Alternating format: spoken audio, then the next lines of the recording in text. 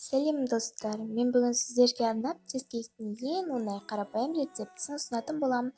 Ол үшін бөлме температурасында тұрған сары майымыз бен қантымызды қосып миксерлеп аламыз.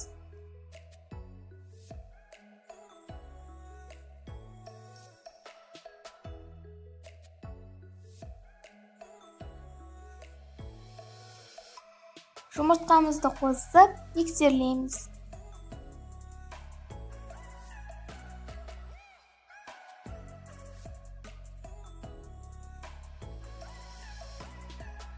Бөлек ыдысқа ұнымыз бен қопсытқышымызды араластырып алып, ситадан өткіземіз.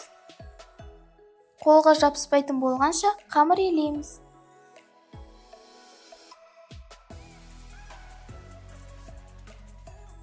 Енді табамызды майлап, қамырымызды табан ішінде жайып шығамыз.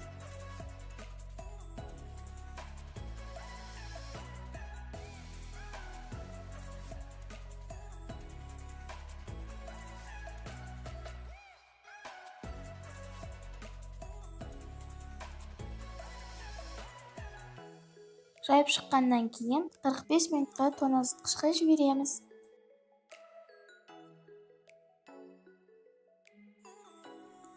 Енді біз салмасын әзірлейміз. Творогқа жұмыртқа, қант және де сметана қосып миксерлейтін боламыз.